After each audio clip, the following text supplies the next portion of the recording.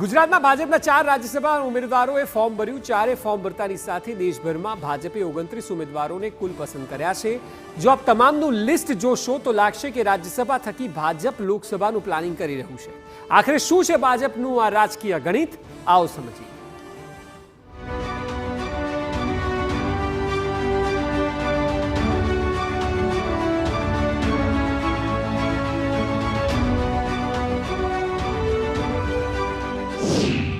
રાજ્યસભાની ઉમેદવારી, લોકસભા પર નજર।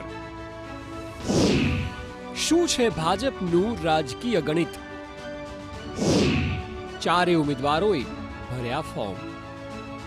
રાજ્યસભાની 4 બેઠકોના ભાજપના ઉમેદવારોએ ફોર્મ ભરીને ઉમેદવારી નોંધાવી। ભાજપના રાષ્ટ્રીય અધ્યક્ષ જેપી નડ્ડા, ગોવિંદ ધોળકિયા, મયંક નાયક અને જશવંતસિંહ પરમારે ફોર્મ ભર્યા હતા।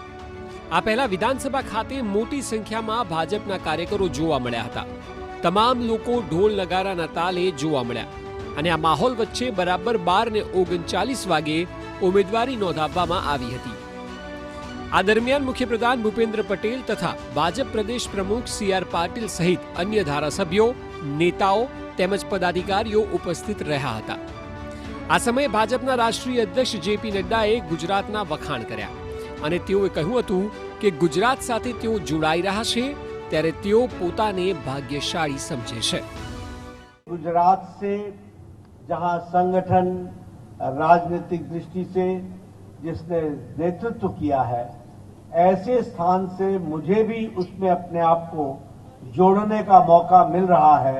यह मेरे लिए बहुत ही विशेष बात है और इसके लिए मैं धन्यवाद देता हूँ। सांसद के नाते गुजरात से ये कार्य करने का मुझे सौभाग्य मिल रहा है।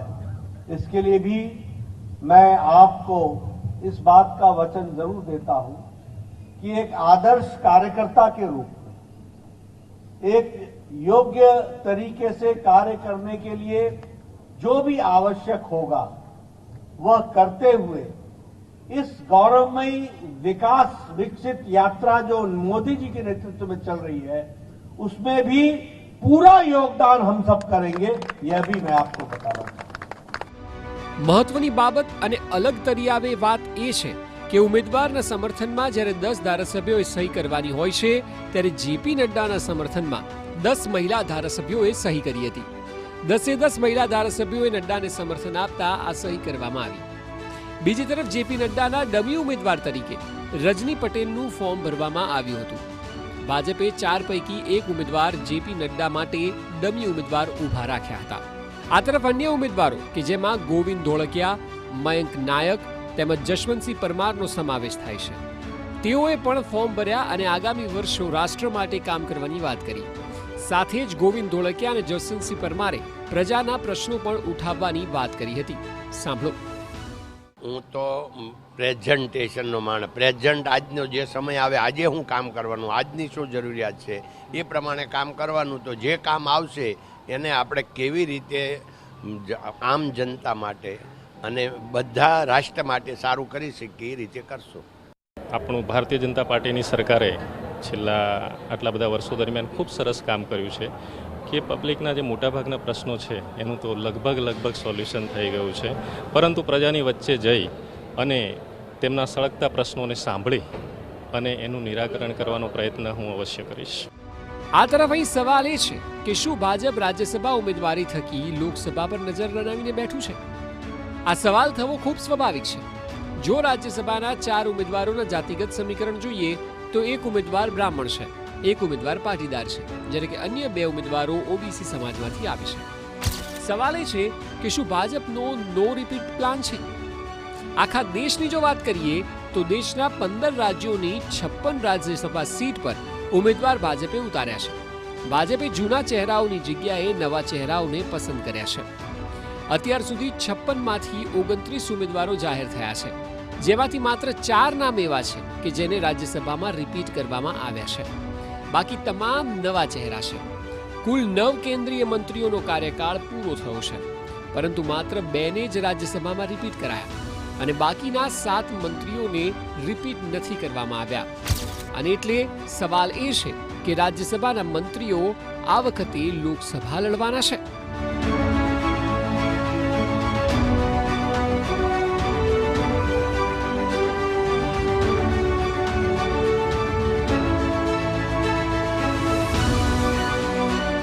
થોડા સમય પહેલા પીએમ મોદીએ કહ્યું હતું કે રાજ્યસભાના સાંસદોને પણ ચૂંટણી લડવાનો અનુભવ મળવો જોઈએ. આ જ કારણ હોઈ શકે છે કે પાર્ટી આ વખતે પોતાના દિગ્ગજ નેતાઓને લોકસભાના રણમાં ઉતારી શકે છે. પાર્ટી અત્યાર સુધીના નામ જાહેર કરીને દરેક રાજ્યમાં અલગ અલગ પ્રકારના સમીકરણો એ જ મુજબના સેટ કર્યા હોય તેવું લાગી રહ્યું છે. વધુ સારી રીતે સમજવા માટે જો ગુજરાતના જ સમીકરણને સમજો તો આપને જવાબ મળી જશે. ઉત્તર ગુજરાતના નેતા તથા ઓબીસી મોરચાના પ્રમુખ મયંક નાયકની પસંદગી કરીને લોકસભાના દ્રષ્ટિકોણથી પાર્ટીએ એક કાંકરે બે શિકાર કરવાનો પ્રયત્ન કર્યો છે. મયંક નાયકને રાજ્યસભાના ઉમેદવાર તરીકે પસંદ કરી એક તરફ ઓબીસી સમાજને મહત્વ આપવાનો પ્રયત્ન પાર્ટીએ કર્યો તો બીજી તરફ ઉત્તર ગુજરાતનું પ્રતિનિધિત્વ પણ મજબૂત કરવાનો પ્રયત્ન પાર્ટીનો લાગી રહ્યો છે.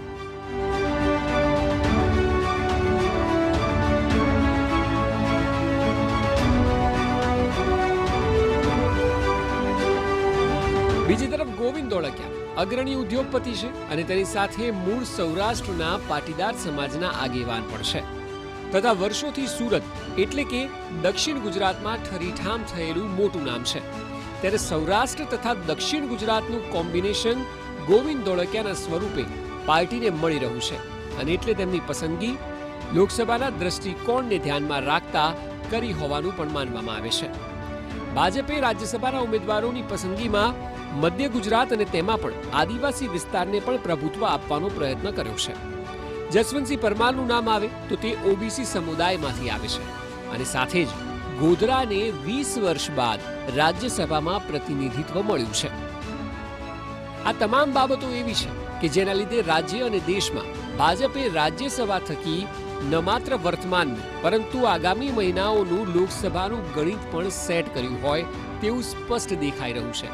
હવે આખા મામલે જોવું રહ્યું કે આવનારા સમયમાં ભાજપનું આ ગણિત કારગર નીકળે છે કે કેમ. Bureau report